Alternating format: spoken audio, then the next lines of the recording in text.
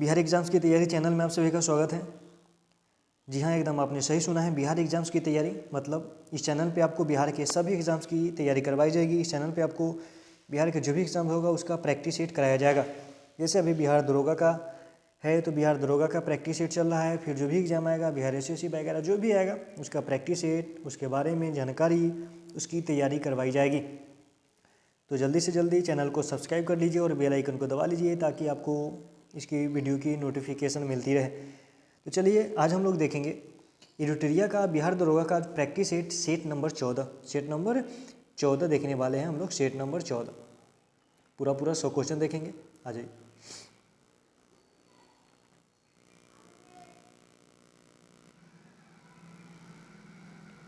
देखिए पहला क्वेश्चन है, निम्नलिखित कथनों पर विचार करें।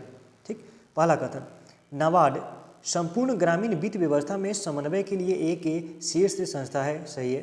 दूसरा कथन है, जनधन योजना के अंतर्गत बैंक खाता धारकों को न्यूनतम बैलेंस रखने की आवश्यकता होती है। जनधन योजना 0 बैलेंस पे खाता खुला था। तो देखिए इसमें क्या कौन सा कथन सत्य है, तो सत्य कथन है केवल एक कथन सत्य है। एक पॉइंट यहाँ से ध्यान में रखना है कि नाबार्ड की स्थापना कब हुई थी? 1982 में। 1982 में नाबार्ड की स्थापना होती है और यह नाबार्ड यानी राष्ट्रीय कृषि और ग्रामीण विकास बैंक नाबार्ड, ठीक है, यह बैंक संपूर्ण ग्रामीण वित्त व्यवस्था के समन्वय के लिए एक शीर्ष संस्था है। चलिए दूसरा क्वेश्चन है कि जब कोई देश मुद्रा का अवमूल्यन करता है तो उस देश में क्या प्रभाव पड़ता है? तो मुद्रा का अवमूल्यन कब होता है? मुद्रा का अवमूल्यन होता है जब भुगतान संतुलन की समस्या आ जाती है। ठीक, तो पहला ऑप्शन है कि उस देश में विदेशी मुद्रा के आगमन में वृद्धि हो जाती है, तो सही है। और दूसरा है भुगतान संतुलन की समस्या का तत्कालीन निदान हो जाता है, तो सही है। भुगतान संतुलन की समस्या का निदान करने के लिए मुद्रा का अवमूल्यन किया जाता है और इससे विदेशी मुद्रा के आगमन में क्या होती है? वृद्धि होती है। मतलब 1 और 2 दोनों कथन सही है। चलिए उसके बाद 3 नंबर क्वेश्चन है कि किसी सार्वजनिक क्षेत्र में उद्यमों द्वारा जन सामान्य को इक्विटी बिक्री के माध्यम से निजीकरण क्या कहलाता है? इक्विटी बिक्री के माध्यम से निजीकरण क्या कहलाता है? तो यह कहलाता है विनिवेश। क्या कहलाता है? विनिवेश कहलाता है। चलिए उसके बाद चौथा क्वेश्चन है कि बजट 2024-25 में विकसित भारत की दिशा में कितनी प्राथमिकताओं की परिकल्पना की गई है? यानी 24-25 में कितनी प्राथमिकताओं की परिकल्पना की गई है? तो 9 प्राथमिकता।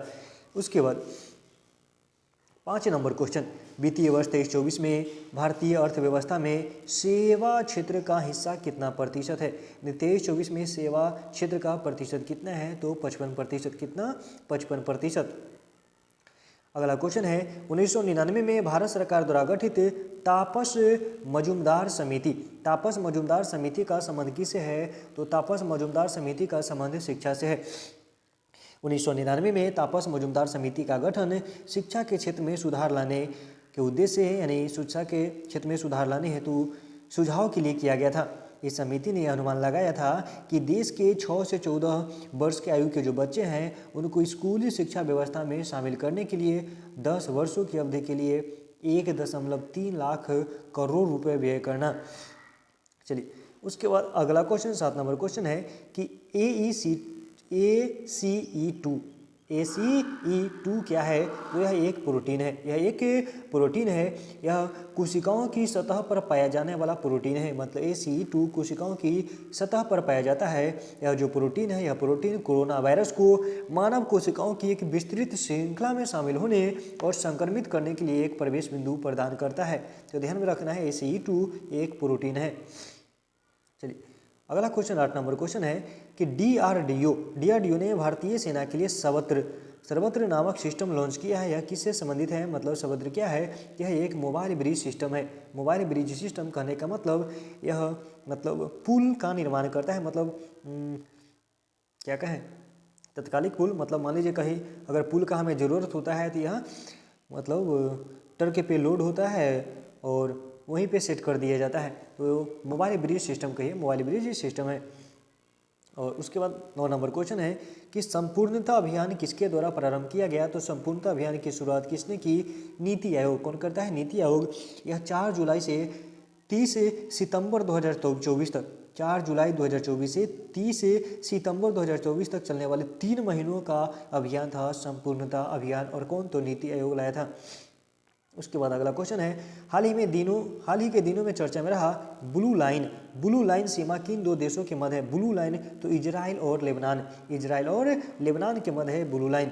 उसके बाद अमृत कुंड पुस्तक का संबंध निम्न में से किससे है? अमृत कुंड पुस्तक किससे संबंधित है? तो यह योग से संबंधित है। किससे? योग से संबंधित है। उसके बाद एज ऑफ कंसेंट एक्ट के तहत लड़कियों की विवाह की आयु कितनी निर्धारित की गई है? तो 12 वर्ष। एज ऑफ कंसेंट एक्ट यह 1872 में लॉर्ड लेंसडाउन के समय पारित किया गया था। लॉर्ड लेंसडाउन, और इसमें लड़कियों की विवाह की जो आयु निर्धारित की गई थी वह 12 वर्ष। कितने? 12 वर्ष। चलिए उसके बाद देखिए अगला क्वेश्चन है, आखेट अभियान का संबंध निम्न में से किससे है? आखेट अभियान, तो आखेट अभियान का जो संबंध है यह बलबन से। आखेट अभियान का संबंध किससे है? बलबन से। आखेट अभियान यानी इस अभियान के तहत बलबन जो है अपनी सेना की लंबी दूरी तक कवायद कराकर दुरुस्त रखता था। तो आखेट अभियान सेना से संबंधित है और बलबन ने शुरू किया था। उसके बाद देखिए विजयनगर साम्राज्य की राजभाषा निम्न में से क्या? विजयनगर साम्राज्य की राजभाषा तो तेलुगु। विजयनगर साम्राज्य की राजभाषा क्या है? तेलुगु। इसकी स्थापना, विजयनगर साम्राज्य की स्थापना 1336 ईस्वी में यानी 14वीं शताब्दी में 1336 ईस्वी में हरिहर एवं बुक्का नामक 2 भाइयों के द्वारा किया गया था। और इन्होंने अपने पिता के नाम पर यानी पिता का नाम था संगम, तो संगम के नाम पर संगम वंश की स्थापना की थी। इनकी राजधानी हम्पी। विजयनगर साम्राज्य की राजधानी कहाँ? तो हम्पी।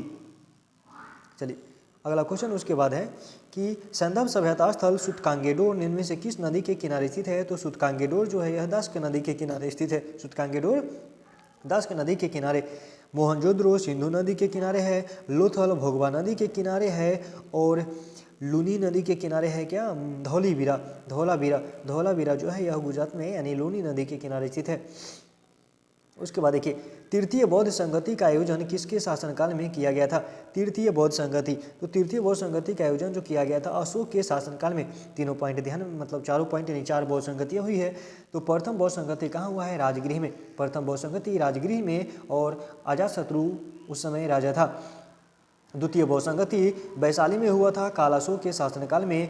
तृतीय बौद्ध संगति पाटलिपुत्र में हुआ अशोक के शासनकाल में। और चतुर्थ बौद्ध संगति कश्मीर में हुआ कनिष्क के शासनकाल में। अगला क्वेश्चन है कि संभाजी का उत्तराधिकारी निम्न में से कौन था? संभाजी का उत्तराधिकारी था राजा राम। संभाजी का उत्तराधिकारी कौन था? राजा राम। उसके बाद अगला क्वेश्चन, लॉर्ड विलियम बेंटिंक ने मैसूर को किस वर्ष अपने अधिकार क्षेत्र में शामिल किया? लॉर्ड विलियम बेंटिंक तो 1831 में। 1831 में लॉर्ड विलियम बेंटिंक का जो शासनकाल है, इसका जो कार्यकाल रहा है 1828 से 1835। 1828 से 1835 और 1831 में इसने मैसूर को अपने अधिकार क्षेत्र में शामिल कर लिया था। उसके बाद 1834 में देखा जाए तो कुर्ग को भी अपने अधिकार क्षेत्र में शामिल कर लिया था।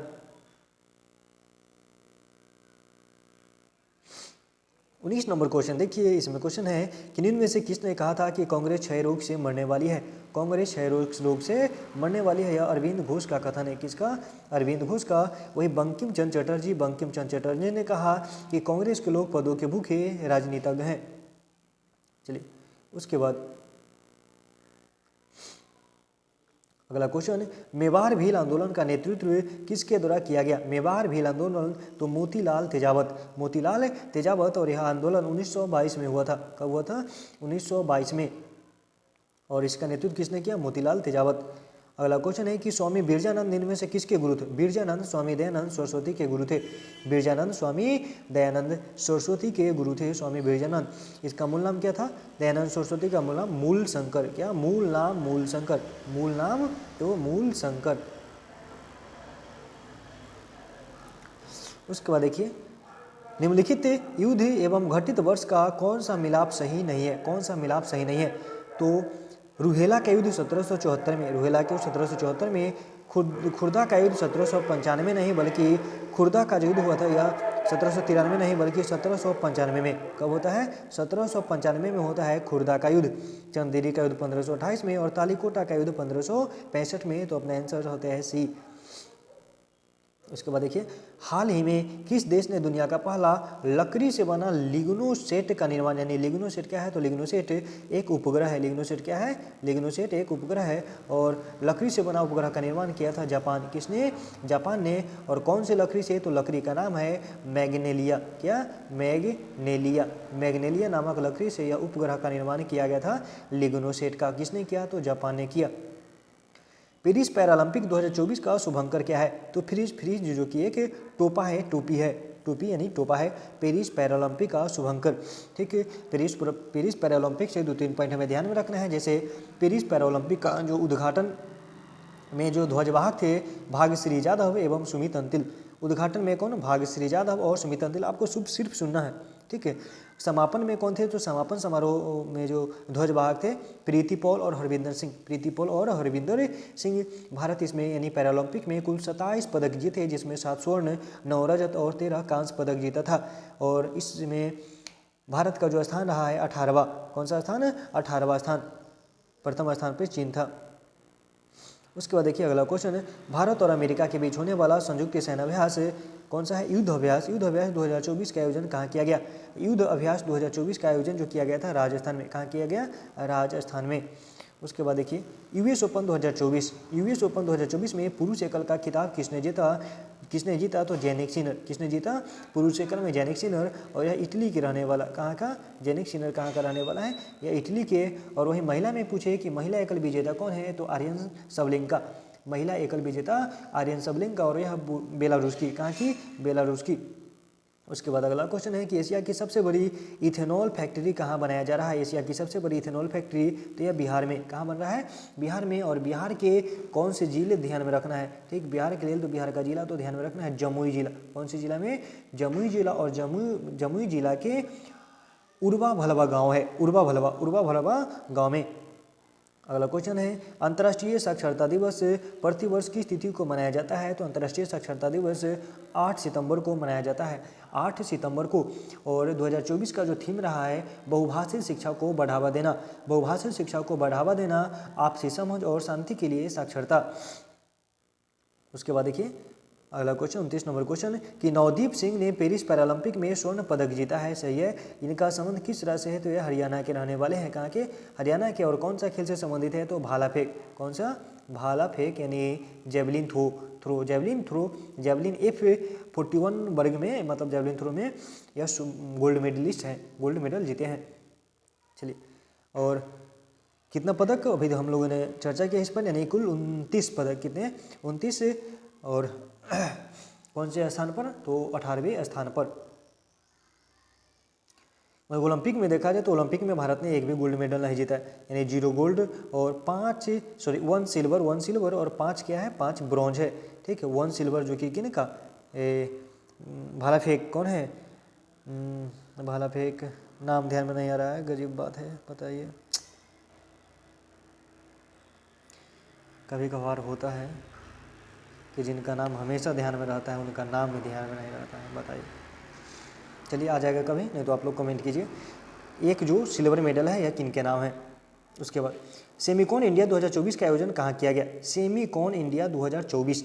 तो सेमिकॉन इंडिया 2024 का जो आयोजन किया गया यह उत्तर प्रदेश में। कहाँ, उत्तर प्रदेश के ग्रेटर नोएडा में, उत्तर प्रदेश के ग्रेटर नोएडा में सेमिकॉन इंडिया का। उसके बाद है, हाल ही में किस राज्य द्वारा सुरक्षित सफर सुविधा नाम से महिलाओं के लिए सेवा शुरू की है, तो यह किसने किया है, हाल ही में बिहार ने। और बिहार ऐसा करने वाला तीसरा राज्य बना। कौन सा तीसरा राज्य, इससे पहले हरियाणा और तेलंगाना ने ऐसा कर दिया है, यानी हरियाणा और तेलंगाना के बाद बिहार ऐसा करने वाला, यानी सुरक्षित सफर सुविधा नाम से महिलाओं के लिए सेवा शुरू करने वाला तीसरा राज्य बना।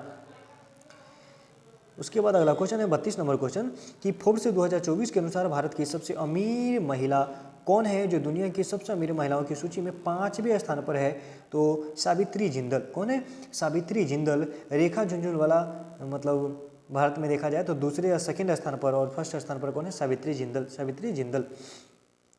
अगला क्वेश्चन, शिक्षक दिवस के अवसर पर 5 सितंबर 2024 को कुल 50 शिक्षकों को राष्ट्रीय शिक्षक पुरस्कार दिया गया। तो पहला क्वेश्चन तो यही हो जाएगा कि राष्ट्रीय शिक्षक पुरस्कार में कुल कितने शिक्षक को पुरस्कार दिया गया है, तो 50 पुरस्कार को, जिसमें बिहार के कितने शिक्षक शामिल हैं, तो बिहार के 2 शिक्षक शामिल हैं। एक तो डॉक्टर मीनाक्षी कुमारी जो कि मधुबनी जिले के +2 हाई स्कूल के शिक्षिका हैं, और दूसरा सिकेंद्र कुमार सुमन जो कि कैमूर जिले के प्राथमिक विद्यालय के हेडमास्टर हैं। तो बिहार के 2 शिक्षकों को सम्मानित किया गया।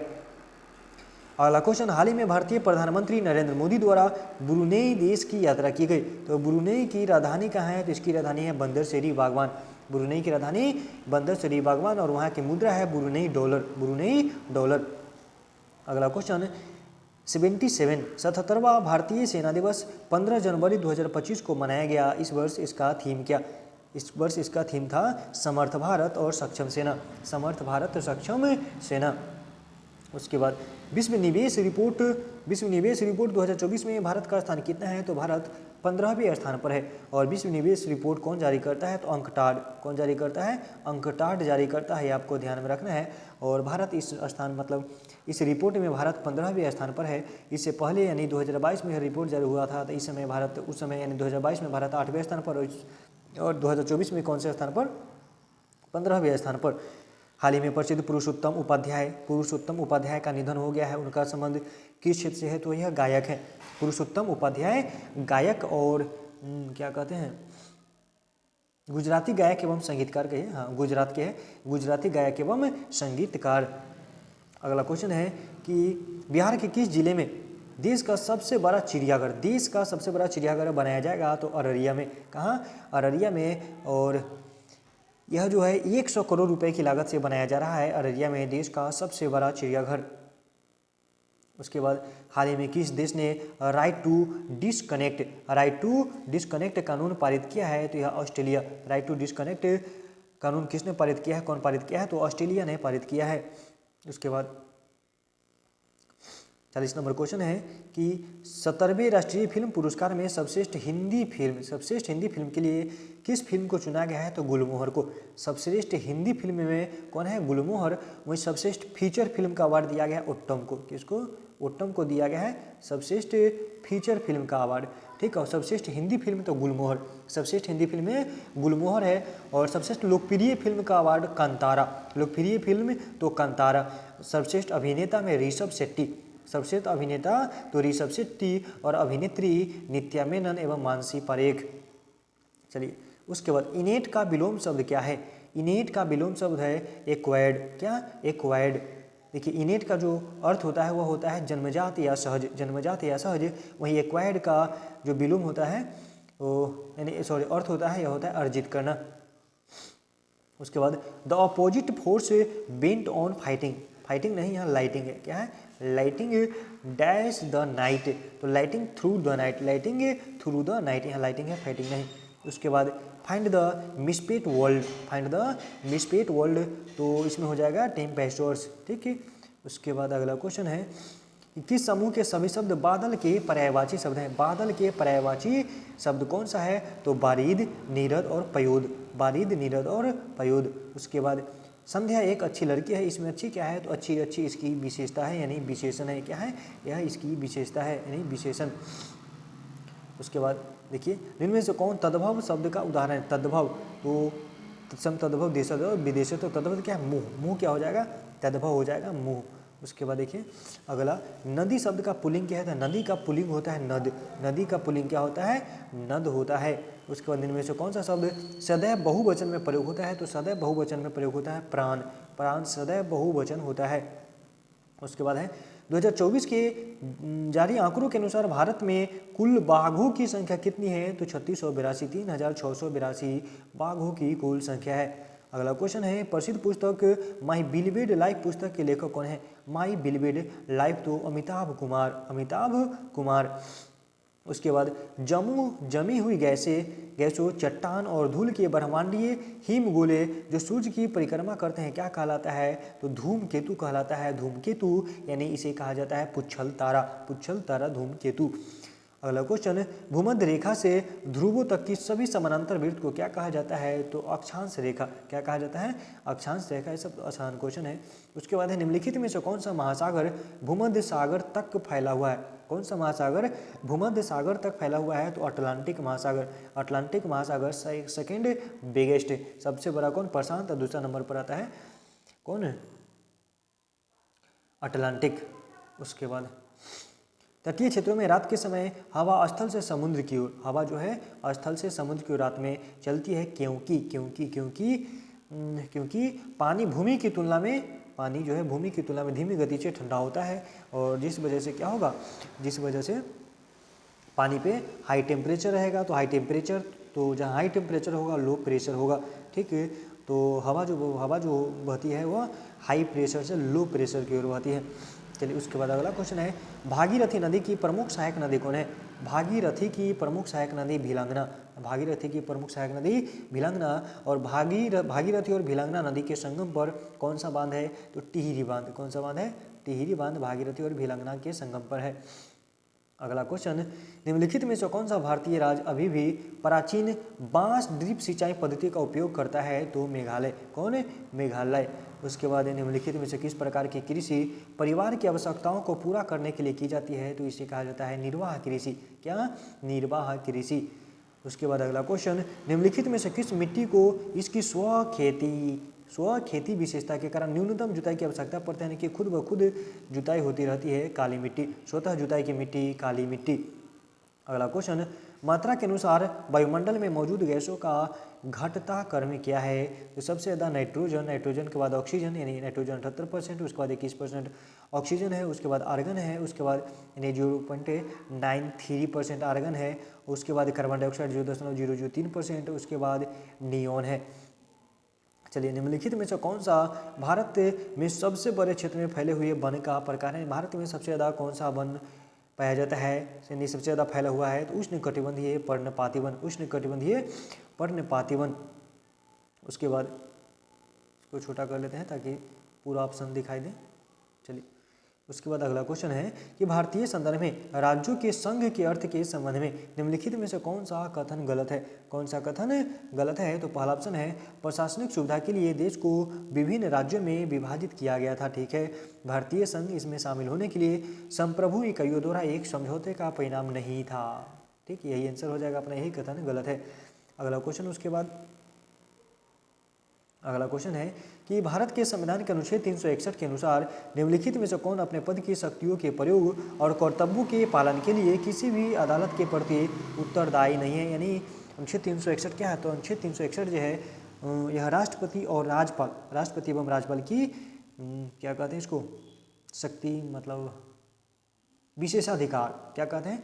विशेषाधिकार कहा जाएगा, अलग से अधिकार, तो विशेषाधिकार। तो यह राष्ट्रपति और राज्यपाल क्या है? तो राज्यपाल, राष्ट्रपति नहीं, तो राज्यपाल हो जाएगा।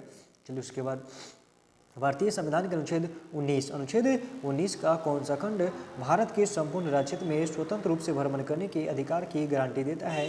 तो खंड डी यानी खंड 1 यानी 19 के ए में है भाषण एवं अभिव्यक्ति की स्वतंत्रता, 19 के बी में है शांतिपूर्ण एवं बिना हथियार के सभा बनाने यानी एकत्रित होने की स्वतंत्रता, 19 के सी में है संघ एवं यूनियन बनाने की स्वतंत्रता, 19 के डी में भारत के संपूर्ण राज्य क्षेत्र में स्वतंत्र रूप से भ्रमण करने की स्वतंत्रता, 19 के ई में भारत के किसी भी क्षेत्र में निवास करने यानी बसने की स्वतंत्रता, 19 का एफ संपत्ति के अधिकार था जिसे 44वें संविधान संशोधन 1978 में समाप्त कर दिया गया, और 19 का जी में है कि किसी पेशे का अभ्यास करना यानी किसी व्यापार या व्यवसाय को चलाना।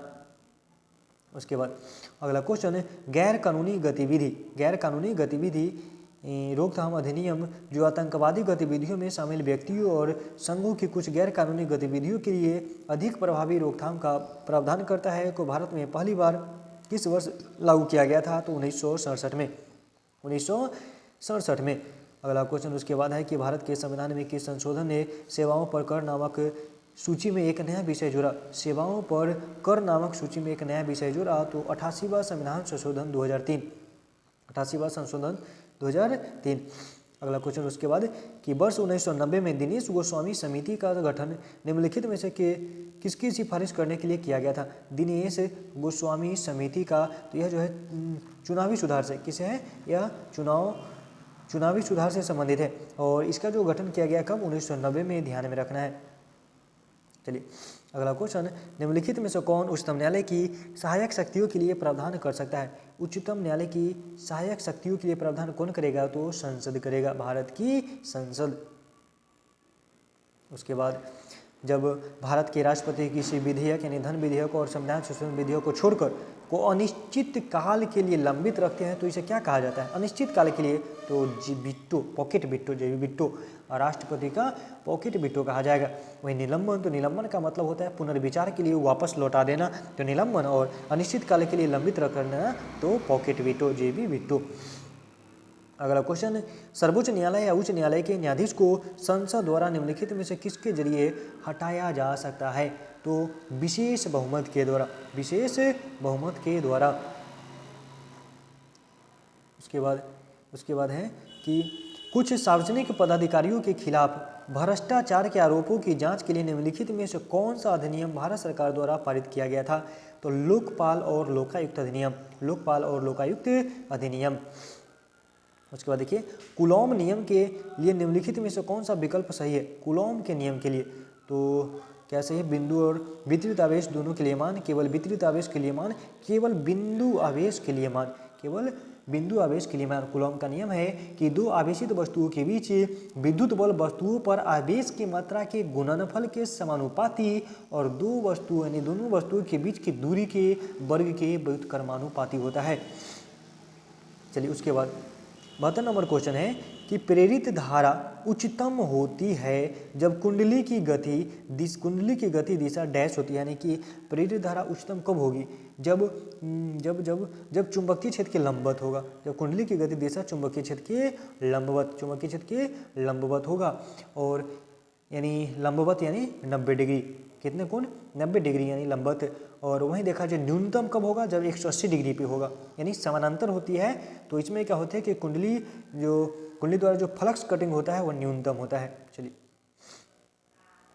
निम्नलिखित में से किस प्रकार के दर्पण में प्रकाश का पार्श्व परिवर्तन, क्या पार्श्व परिवर्तन होता है? तो समतल दर्पण में। कौन सा दर्पण में? समतल दर्पण में। घर्षण कम करने वाले पदार्थों को क्या कहा जाता है? तो स्नेहक कहा जाता है। क्या? स्नेहक, मोबिल। उसके बाद निम्नलिखित में से कौन सा भौतिक सिद्धांत रॉकेट इंजन, जेट इंजन और अपस्फीति वाले गुब्बारों द्वारा उत्पन्न होने वाले प्रणोदक की व्याख्या करता है? तो न्यूटन की गति का नियम, न्यूटन की गति का नियम। अगला क्वेश्चन उसके बाद है, छोटा करते हैं इसको ताकि पूरा ऑप्शन दिखाई दे। चलिए, क्वेश्चन है कि ऊर्जा के संबंध में कौन सा कथन सही नहीं है? किसी पिंड में स्थिति या आकार में परिवर्तन के कारण उसके पास मौजूद ऊर्जा को स्थितिज ऊर्जा कहा जाता है, एकदम सही है। वेग भी से गतिमान द्रव्यमान m की एक वस्तु में mv/2 की गतिज ऊर्जा, गलत बात। गतिज ऊर्जा बराबर क्या होता है? Half mv², 1/2 mv²। तो अपना यही कथन क्या हो जाएगा? सही हो जाएगा। उसके बाद देखिए, निम्नलिखित में से किस उपकरण का उपयोग किसी व्यक्ति की आंखों के अंदर के दाब को मापने के लिए किया जाता है? आंखों के अंदर के दाब मापने के लिए टोनोमीटर। कौन सा? टोनोमीटर। उसके बाद किसी अम्ल और किसी क्षारक के बीच होने वाली अभिक्रिया क्या कहलाती है? अम्ल और क्षार के बीच होने वाली अभिक्रिया होती है यह उदासीनीकरण अभिक्रिया। कौन सी अभिक्रिया? उदासीनीकरण अभिक्रिया इसे कहा जाता है। उसके बाद किसी यौगिक संरचना में 4 कार्बन अणुओं के साथ संतृप्त लघु श्रृंखला बसीय अम्ल शामिल है जो आमतौर पर जंतु वसा और पौधों के तिल में स्टरीकृत रूप में पाया जाता है। यह क्या है? तो यह जो है एस्टर यानी पेरिप्रोनोइक अम्ल, ब्यूटारिक अम्ल, लैक्टिक अम्ल, तो क्या हो जाएगा? ब्यूटारिक अम्ल। क्या हो जाएगा? ब्यूटारिक अम्ल हो जाएगा। नहीं, 4 कार्बन, तो 4 कार्बन तो मिथ इथ प्रोपर ब्यूट, तो ब्यूट इसी प्रकार से पकड़ लीजिए, ब्यूटारिक अम्ल। चलिए, उसके बाद अल्कोहल या फिनोल जैसे हाइड्रोक्सिलिक यौगिकों के साथ ऑक्सो एसिड की अभिक्रिया से कौन सा क्रियात्मक समूह यौगिक प्राप्त होता है? कौन सा क्रियात्मक समूह यौगिक हाइड्रोक्सिलिक यौगिक से ऑक्सो एसिड, एस्टर। क्या? एस्टर। उसके बाद निम्नलिखित धातुओं में से आवर्त सारणी में उनके स्थान के आधार पर असंगत धातु का चयन कीजिए। तो लिथियम, सोडियम, पोटेशियम और मैग्नीशियम। तो मैग्नीशियम और संकट हो जाएगा, क्योंकि लिथियम, सोडियम और पोटेशियम यह जो है क्या कहते हैं, वर्ग एक के यानी क्षार धातु समूह से संबंधित है। और मैग्नीशियम जो है, मैग्नीशियम या क्षारीय मृदा धातु दू से, यह दू और ये सब एक से संबंधित है। उसके बाद देखिए न्यूलैंड्स के अष्टक नियम के बारे में सही कथन की पहचान करें। न्यूलैंड्स का अष्टक नियम, तो छोटा करते हैं ताकि ऑप्शन दिखाई दे। न्यूलैंड्स का अष्टक नियम पहला है, उन्होंने उच्चतम परमाणु द्रव्यमान वाले तत्वों से आरंभ किया। नहीं, न्यूनतम परमाणु द्रव्यमान तो पहले वहीं से पकड़। उन्होंने सबसे कम परमाणु द्रव्यमान वाले तत्व से आरंभ किया और सोडियम पर समाप्त किया। नहीं, अंतिम तत्व था न्यूलैंड्स के अष्टक नियम में थोरियम, जो कि ऑप्शन डी में है। देखिए डी में है कि उन्होंने सबसे कम परमाणु द्रव्यमान यानी हाइड्रोजन वाले तत्व से आरंभ किया और थोरियम पर समाप्त किया, जो कि 56वां तत्व था, अंतिम तत्व था थोरियम। लागू होता है कहाँ तक से पूछे तो कैल्शियम तक लागू होता है। कहाँ तक? कैल्शियम तक लागू होता है। उसके बाद देखिए अगला क्वेश्चन, निम्नलिखित में से कौन एक नम्य धातु है जो वायु में प्रज्वलित होती है और जल के साथ तीव्र रूप से अभिक्रिया करती है और आवर्त सारणी में इसकी परमाणु संख्या 37 दे ही दिया है, परमाणु संख्या 37, तो रूबिडियम। उसके बाद देखिए अगला क्वेश्चन, टाइटेनियम डाइऑक्साइड जो टूथपेस्ट में यानी टूथपेस्ट जैसे उत्पादों में सफ़ेद वर्णा के रूप में प्रयोग किया जाता है, किस खनिज से प्राप्त होता है? तो इल्मेनाइट से। किससे? इल्मेनाइट से। लोहे की कीले कॉपर सल्फेट विलयन में डुबोने के बाद किस रंग की हो जाती है? या भूरी रंग की हो जाती है। किस रंग की? भूरी रंग की हो जाती है। ठीक है। उसके बाद 86 नंबर क्वेश्चन है कि एक मिनट उसको ऊपर करते हैं। पारिस्थितिकी तंत्र की उत्पादकता निम्नलिखित में से किसको मिलाकर बनती है?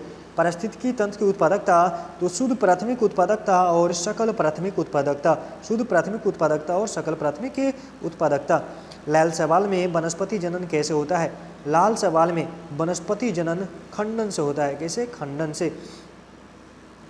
उसके बाद कोशिका विभाजन के दौरान एक नई कोशिका भित्ति का निर्माण होता है, जिसके बाद संचय होता है। किसमें? तो फ्रैगमोप्लास्ट में। फ्रैगमोप्लास्ट संचय होता है। क्या? फ्रैगमोप्लास्ट। रक्त में हीमोग्लोबिन बनाने के लिए निम्नलिखित में इसके आवश्यक है? तो आयरन आवश्यक है। Fe बिना इसके नहीं होगा, तो आयरन आवश्यक है। उसके बाद श्वसन के संबंध में निम्नलिखित में से कौन सा कथन सत्य है? श्वसन के संबंध में तो नियमित पारंपरिक श्वास यानी व्यायाम, प्राणायाम अधिक हवा लेने के लिए फेफड़ों की क्षमता बढ़ा सकते हैं। ठीक है। और अंतर श्वसन के दौरान पसलियाँ ऊपर और बाहर की ओर गति करती है और डायफ्राम के नीचे की ओर गति करती है। तो कथन 1 और 2 दोनों सही है। किस भोजन को पचाने के लिए छोटी आंत की लंबी होने की आवश्यकता होती है? लंबी आंत मतलब जो शाकाहारी होती है, शाकाहारी यानी घास। क्या? घास। चलिए उसके बाद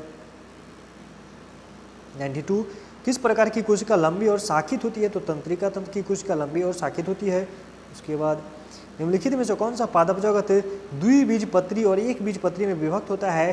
तो क्या होता है? आवृतबीजी और अनावृतबीजी यानी जिम्नोस्पर्म और, तो इसमें हो जाएगा आवृतबीजी यानी एंजियोस्पर्म। आवृतबीजी यानी एंजियोस्पर्म जो होता है एक बीजपत्री और द्विबीजपत्री में बटा होता है एंजियोस्पर्म, आवृतबीजी। बंदर के काटने से, तो बंदर काटे कुत्ता काटे रेबीज होता है। क्या फैलेगा? रेबीज होगा। वृद्ध व्यक्तियों को मोतियाबिंद हो जाने पर क्या हो सकता है? तो इसमें क्या होता है कि लेंस दुधिया और धुंधला। वृद्धावस्था में व्यक्तियों का क्रिस्टलीय लेंस जो है दुधिया और धुंधला हो जाता है। उसके बाद मैथ है, तो क्वेश्चन देखिए, वीडियो पॉज करके क्वेश्चन को बनाइए, क्योंकि हम थोड़ा डिस्टर्ब हो रहे हैं क्योंकि बगल में मशीन चल रहा है। इसको भी देख लीजिए। तथा बी की चालों का अनुपात अनुपात 4 है। एक निश्चित दूरी बी ने 24 मिनट में तय की है, तो इस दूरी को तय करने के लिए ए कितना समय लेगा? और फिर इसको देख लीजिए, वीडियो पॉज करके बनाइए। उसके बाद फिर 99, उसके बाद 100। तो 100 क्वेश्चन अपना समाप्त होता है। इस प्रकार से अगर वीडियो चाहिए, प्रैक्टिस सेट चाहिए, बिहार दरोगा के लिए जो भी प्रैक्टिस सेट होगा, प्रैक्टिस सेट लेके आएंगे, तो चैनल को सब्सक्राइब कर लीजिए, बेल आइकन को दबा लीजिए, ताकि हर वीडियो आपको मिलती रहे। और इसी प्रकार से हम वीडियो आपके लिए रेगुलर डेली बनाते रहेंगे। तो वीडियो देखने के लिए आप सभी को बहुत बहुत धन्यवाद। फिर मिलेंगे नेक्स्ट वीडियो में, यानी कल 15वां सेट लेके। तो वीडियो देखने के लिए आप सभी का फिर से बहुत बहुत धन्यवाद। जय हिंद।